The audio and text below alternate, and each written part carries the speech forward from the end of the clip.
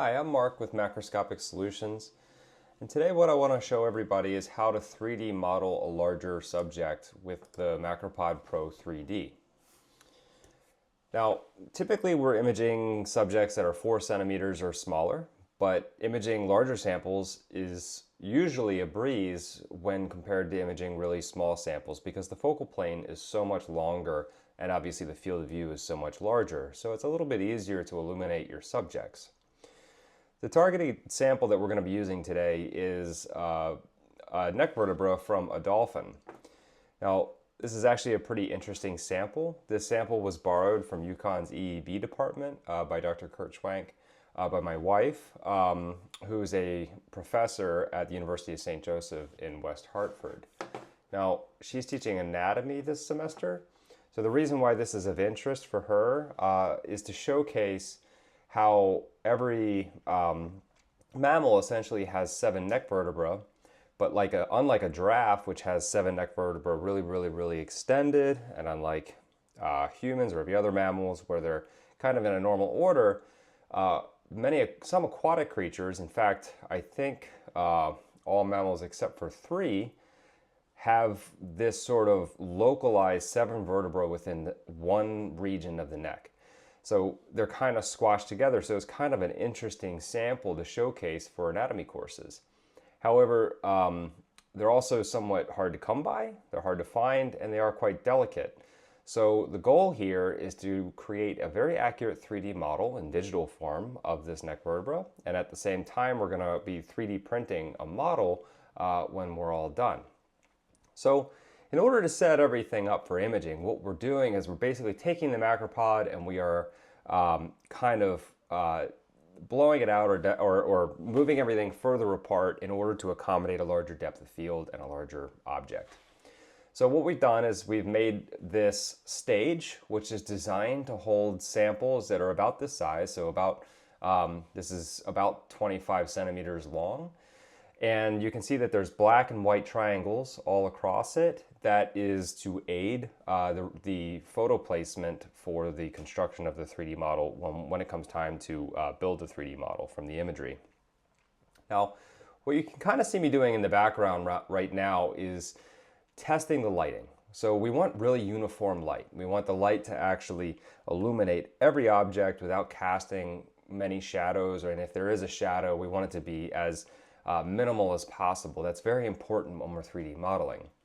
We do have a bit of an advantage. Normally we would be using some form of light diffusion. You can kind of see how I'm trying to redirect the light by bouncing it onto the white light box there and back onto the sample. But because we're just imaging matte bone, it's not very reflective at all, which means it's absorbing a lot of the light. So we actually get great illumination just by placing these macro lights a little further away. And these Godox lights that come with a Macropod, we give you 4. I'm only using 2 for this purpose, but you can technically use all 4 to illuminate it from multiple angles if you need. So just know that that's there and can be helpful. Now the Macropod tripod is extended. You can kind of see the camera out of focus in the foreground there. And what we're doing is we're just picking a distance that's going to allow us to capture the best sort of crop of the entire sample from all angles. Now, the goal here is to rotate that 3D printed stage, which holds the vertebra, in 3-degree increments around a 360-degree sphere. And then we're going to raise the camera by about 1/3 of a meter and then another 1/3 of a meter in order to capture it from different heights. And then we'll turn the sample over and then we'll repeat the process. So we're going to have about 7 or 8 fully rotational orbits around this sample in order to build a 3D model. So now it's time to image capture. You can see that stage is rotating in 3-degree increments. I'm using an exposure of 1/100, an ISO of around 400. I think the flash power here is at f8, or I'm sorry, 1/8, so 1/8 power. And we are using an aperture of f18, and that allows us to capture the complete depth of field all the way through this vertebra. We're not needing to focus stack here. Again, imaging larger samples is really easy. I mean, really, you could just handhold a camera and walk around the subject if you need, but of course, tripods do make the job a little bit easier. Okay, so now that I have all of my image data, the next step is to simply combine it all into one folder. We don't need to focus stack anything, so the whole process from image capture to building a model is quite seamless and quite quick. So what we're going to do is build this chunk and import all of our imagery. If we do need to modify anything, typically I would just go to Tools and Camera Settings, and I might fix the CX and CY axes. We're only imaging from one perspective, so there's not too much you need to do on the back end here. Also, all the metadata is stored in the lens, so I have a 100mm lens, so that's all there. So that's helpful as well. Now what we're going to do is just save our project. So I just have a workspace on my desktop computer, and we are going to begin our workflow with aligning the photos. Now you can see each of those little blue rectangles is basically showing where the camera was placed relative to the sample. You can see a low dense point cloud comprising the shape of the vertebra. Now my job now is to crop the vertebra and also eliminate any points that are not part of the bone. Now you can see I'm selecting points that are affiliated with the stage from one direction, and then remember I turned the sample over, so now I'm going to crop out the stage from the other direction, and now I'm just isolating the bone here. The next step is really to sort of basically completely select the entire low dense point cloud, and then we can use the crop tool to crop out any points that are still off in the distance.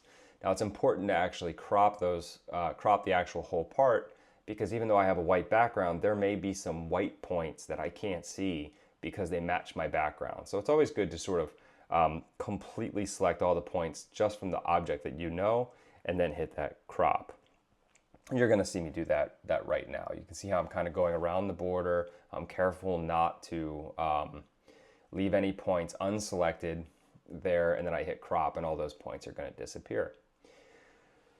So once that's fully done, really the next part of all of this is to move on with our workflow. Now, sometimes it's good to build a dense point cloud, but with many of the latest Agisoft Metashape updates, we no longer need to do that. Now there's a stereo projection method, so we can go right to building our model just from this alignment. So you can see I have my source data as my depth maps, arbitrary 3D, and all I'm going to do is hit render, and 20 minutes later I have a full-on model. You can still see that the areas I cropped out, the stages still show prominently, but none of the supports that prop the sample up or elevated are shown, so cleaning it up is actually a breeze. I think to this point, from image capture, I probably spent about 25 minutes. Image alignment was another 10 minutes.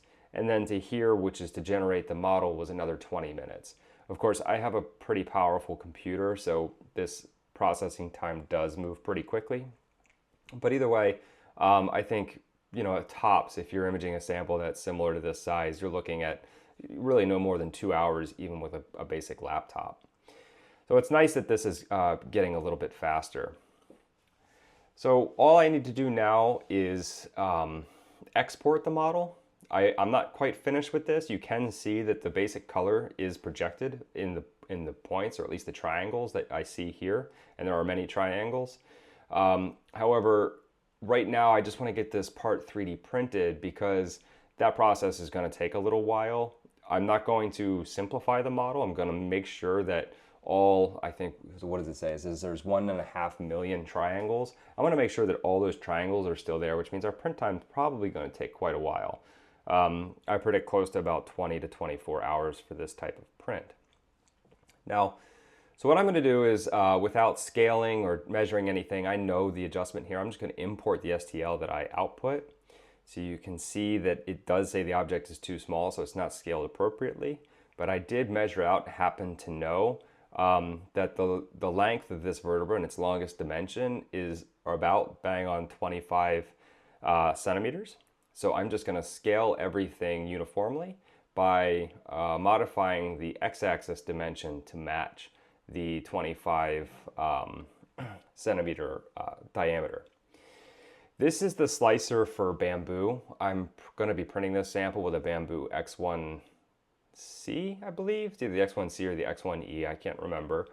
It's a little bit of older printer now, but the printers, I think these are a little bit higher priced. I think they were 2,500 US. The H1Ds are a bit larger and can do a bit more, and they're still competitively priced within that price range. So I strongly recommend these printers. I think they're fantastic. They will do what printers that were up in the six-figure range were doing, I'd say, only 5 years ago. So they're phenomenal. Highly recommend bamboo. So you can see that there's no flat edge to put down a first layer. So we're going to have to get clever about support construction. We're going to have to add supports. So I'm going to enable supports, and we're going to do tree supports for this one. I think that's best for a really irregular surface texture. And you can see I have the style set to default, but I'm going to probably change that to the strong tree setting, basically a setting that makes sure that if I have a tree, let's say, is approaching 10 centimeters in height, it's not going to get knocked over and fall because it was too weak. So there's a strong tree setting, which makes those trees a little bit more robust. Yes, you do. It's a little bit more waste, but it's better to have the model print perfectly the first time because you could end up having way more waste if the print fails halfway through if you're trying to just save a little bit on plastic.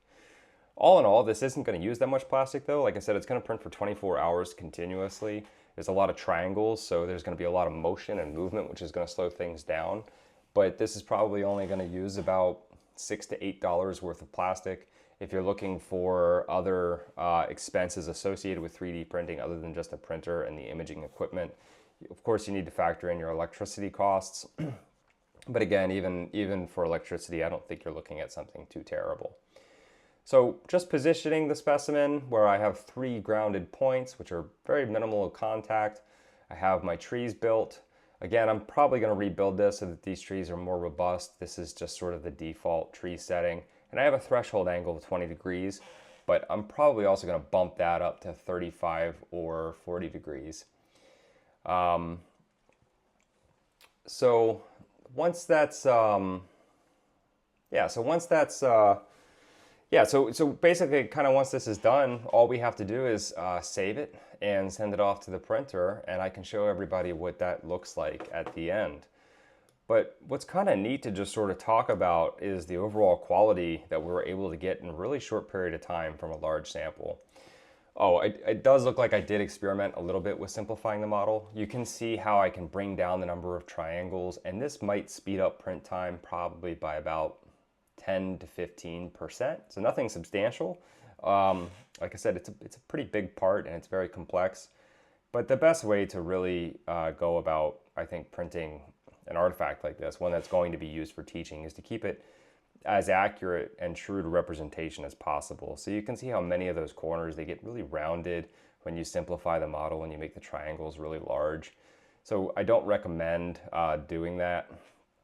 But I think it's important to keep the triangles natural when you're working with natural history specimens. The last thing I really want to show is how to build the texture on the exterior of the sample. So we were able to colorize the triangles just when we built our mesh, but the last thing we want to do is pull in the actual image data to actually showcase the quality of this sample as best we can. So now we're actually taking the pixel data from each image, and we're going to wrap those images around our, basically around our sample. And once that's completed, I'll get to show you the quality of this. So here we go. So this is the complete sample, completely finished. Everything, all the colors are there. You can kind of see how one side of this is brown, the other side is light. That's not an artifact from imaging. That's actually the way the sample looks. It could be that whenever this sample was found, one side was facing the sun, so it was bleached, and the other side was face down, and it still had fluids or blood, which is why it could be a little bit more oxidized or brown looking. But all in all, I'm really impressed with the Macropod PRO 3D for for its quality here. We're not focus stacking again. And also for Agisoft Metashape for fairly quickly building this model and putting it together. The last thing to show you is the final 3D printed model of the vertebra. So you can see all 7 vertebrae are there and accounted for. Any area where there's a space or a hole, they're all present within the model, and even the texture, a lot of the just the appearance, general texture of the bone is actually represented in the model itself as well. I did have a pretty intensive support structure, which I had to eliminate. So the way that I sort of pulled those out is I have these micro pliers. I sort of grab those supports and pluck them away. And then if I need to smooth anything out, which I didn't here, but if I do, I just use a soldering tool, heat it up a little bit, and just smooth over the surface. But here's a direct comparison. You can see the scale is bang on true. And you can see the size, scope, and detail of the model very accurately represented here.